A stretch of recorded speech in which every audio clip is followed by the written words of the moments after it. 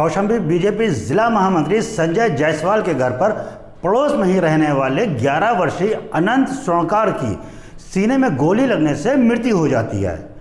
आरोप लगाया जाता है कि बच्चे की हत्या कर दी गई है, पर पुलिस कहती है कि नहीं, बच्चे ने आत्महत्या कर ली। सोचने वाली बात यह है कि एक 11 साल का बच्चा पड़ोस में जाकर पड़ोसी की बंदूक से अपने सीने में गोली मारकर आत्महत्या क्यों करेगा, ये जांच का विषय है। देखिए कौशाम्बी से हमारे संवाददाता सोमराज वर्मा की ये पूरी एक्सक्लूसिव रिपोर्ट।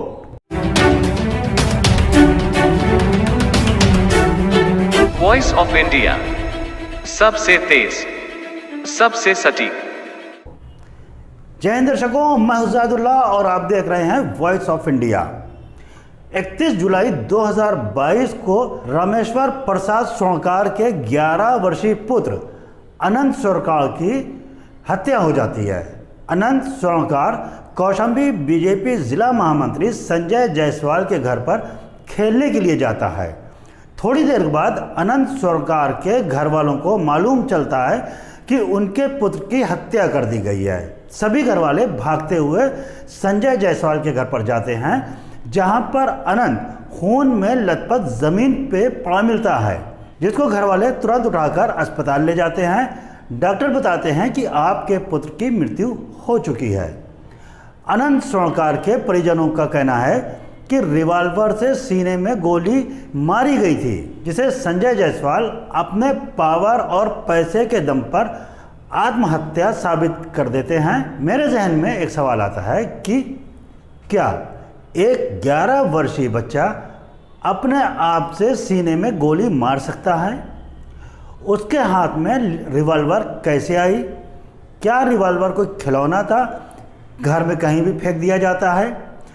क्या रिवॉल्वर को लोड करके घर में रखा जाता है कि कोई भी बच्चा उसे उठा ले और कोई उसका गलत इस्तेमाल कर ले या कोई हादसा बच्चे से हो जाए? क्या ऐसा हो सकता है कि एक बाहरी बच्चा घर में आए, आपकी रिवॉल्वर उठाए और आत्महत्या कर ले? ये बहुत ही असंभव वाली बात लगती है। बहरहाल ये जांच का विषय है। मृत बच्चे के परिजनों का कहना है कि ये जांच का विषय है। मासूम बच्चे को जान से मार दिया जाता है और उसे आत्महत्या का रूप देना बहुत ही निंदनीय कार्य है। अनंत स्वर्णकार के माता पिता अपने बेटे को इंसाफ दिलाने के लिए शासन से लेकर प्रशासन तक भटक रहे हैं, लेकिन कोई भी सुनवाई नहीं हो रही है। स्वर्णकार समाज इस समय सड़कों पर निकल आया है। उसने जुलूस निकाला और इंसाफ की आवाज़ उठाई है। उनका कहना है कि अब किसी भी प्रकार की प्रशासनिक आंख मिचौली नहीं चलेगी, क्योंकि उत्तर प्रदेश का स्वर्णकार समाज अब जाग चुका है और समाज पर किसी भी प्रकार का दबाव, राजनीतिक सहयोग नहीं चलेगा। कार्रवाई तो करनी ही पड़ेगी। आरोप है कि उसके आरोपियों की गिरफ्तारी नहीं की गई है। देखिए, जिस दिन ये दुर्भाग्यपूर्ण घटना घटी उस दिन मैं भी यहाँ पर उपस्थित था जी, और मैं स्वयं अस्पताल गया था और वहाँ पे परिवार के लोगों से संवाद भी किया गया और परिवार के लोगों से कहा गया था कि आप जैसी जांच, जैसी कार्रवाई चाहेंगे सरकार करेगी। उन लोगों की इस समय इच्छा हुई कि तत्काल FIR दर्ज किया जाए। FIR दर्ज हो रही है, जाँच हो रही है। मैं इतना ही कह सकता हूँ कि विश्वास रखें, भरोसा रखें कि पूरी तरह से निष्पक्ष और न्यायपूर्ण कार्रवाई हो। दोस्तों सोचिए कि एक 11 साल का बच्चा, क्या वो डिप्रेशन का शिकार था? आत्महत्या वो क्यों करेगा? क्या दिक्कत हो सकती है इतने से बच्चे के लिए? और अगर माँ बाप की डांट से डिप्रेशन में गया भी था, उसे आत्महत्या करना भी था, तो वो अपने घर पे भी कर सकता था।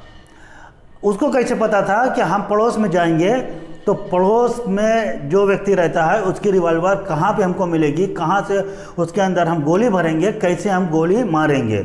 और ज़्यादातर आपने देखा होगा कि जो भी आत्महत्या करता है वो मैक्सिमम अपनी कनपटी भी गोली मारता है, अपने सीने पे गोली नहीं मारता। और एक बच्चा तो अपने सीने पे गोली चला ही नहीं सकता, तो वो आत्महत्या तो लगती ही नहीं। हाँ, हो सकता है कि रिवॉल्वर रखी हो, बच्चे के हाथ में पड़ गई हो और खेल खेल में वो ट्राइगर दब गया हो, या दूसरा बच्चा कोई हो, उनके घर का बच्चा हो जिसने उठाया हो और खेल खेल में ट्राइगर दब गया हो और बच्चे की हत्या हो गई हो, तो जो भी है जांच का विषय है और जांच होना बेहद ज़रूरी है, क्योंकि मृत्यु जो हुई है वो 11 साल का बच्चा है।